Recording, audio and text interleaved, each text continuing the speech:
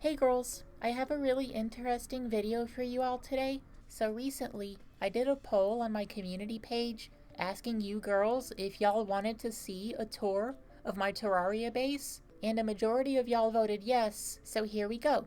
So I refer to this as a base, but it's actually a town that I created, and it's called Daybreak Town.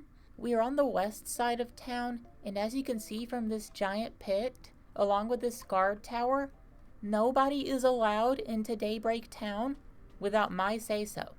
But let's make our way through the gates and check out the very first house, the Fish Angler's house. Now, I'm gonna be honest, this house is crappy. You will be able to very clearly tell what I blew my load on when you see specific houses, because there are some buildings that I just put way more effort into, and this was one that was low effort. In fact, the only reason I built this house is because the angler is an antisocial piece of crap, like me. As you can see, he's really happy living alone over here because he gets to be with his fish and nobody else. So we're gonna say goodbye to him and move on. Right here we have the merchant store along with his upstairs loft. Let's move on. You've surely noticed that I have some nice stone walls, complete with these pillars that hold up the roof. The roof and walls exist, so me and my residents can feel safe at any time of the day. But let's keep moving forward, and we have this giant monstrosity of a building that I refer to as the hub. Now the hub here is the very first building that I made in this world. The world's default spawn point is actually right here. And initially, this building started out as 6 different NPC houses, with 3 on each side, and this upstairs building right here was my storage area, while this little house thingy up here was what I used to live in before I built my own house. Moving on from this area, we have the arms dealer and the nurse's house. Now the arms dealer and nurse like each other, so I specifically made sure that they live together because I think that's pretty wholesome. And beyond that house, we have the goblin tinkerer and the mechanic's house. And it's the same story with the arms dealer and the nurse. The goblin and the mechanic both like each other, and I think that's really cute, just like the arms dealer and the nurse, so I like having them live together. Then over here, we have the golfer and the clothesman's house. I really feel bad for the clothesman, like, what even is normal anyways? Like, this guy is just sad in like a pitiful way. And oh, yeah. We have the world's ugliest tavern right here.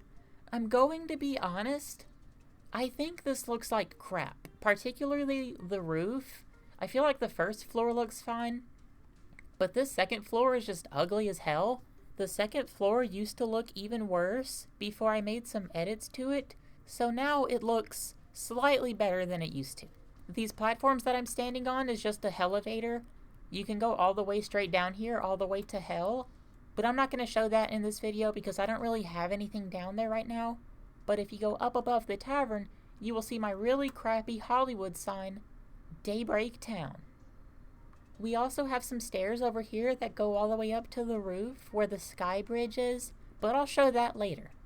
Heading past the tavern, we have my guide's house. Now I'm going to be real, I feel like my guide has a nicer house than I do. I don't know why, I feel like this one just has like more snazz to it, if that's the right word. But the party girl also lives here. My guide lives up here. I guess she just crashes on the couch.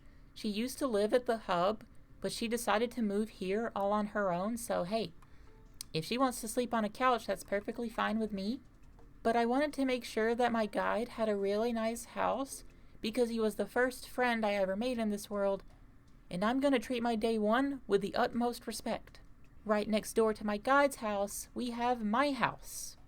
Now my house might be bigger than the guide's house, but like I said a minute ago, I feel like his house is just nicer than mine, but I still do have a pretty nice house. I have a living room with a dining area, my own bedroom, a little reading area with a pizza sign, my own bathroom, and then an attic. And then down here, we have my storage area, and I try to keep things relatively organized, but you know, I'm not perfect with it. Then below the storage area, we have my crafting area. Over here, we have like a little panic room that I like to hide in during blood moons.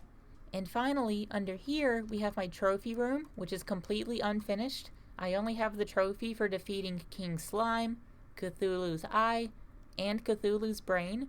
I'm currently working on getting the trophies for defeating the Eater of Worlds, along with the Bee Queen, Skeletron, and eventually the Wall of Flesh when I decide to enter hard mode. But moving beyond my house, we have the Stylist's and the Dye Trader's house. Now, I really like this house. I feel like I put some decent effort into this, way more than the houses further west. But they have a living room, a bathroom, and they both have their own bedroom, along with this nice deck right here. And also, right above my house, we have a transgender pride flag, because, you know, I'm transgender.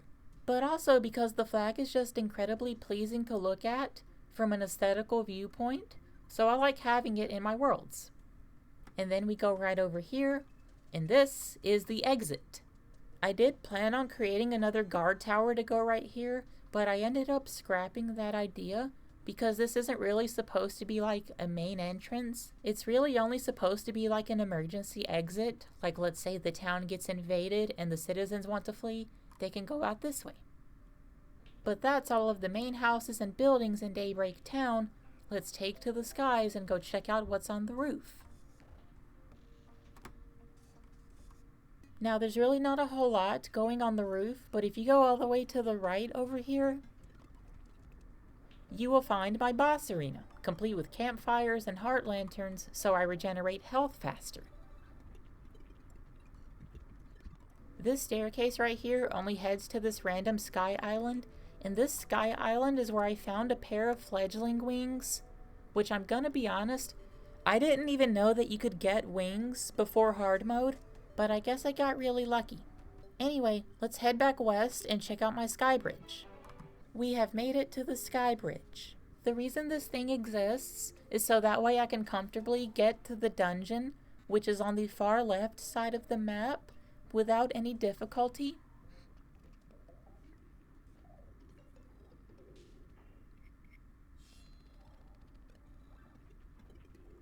And as you can see, I have multiple trapdoors scattered around random parts of the floor. That way I have easy access to wherever I need to go.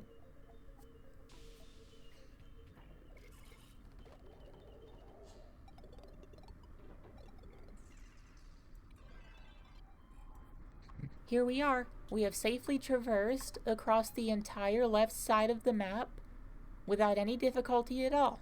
Now in the future, I want to expand the Skybridge so that way I can go to the far right side of the map safely, but I don't know when I'm going to do that.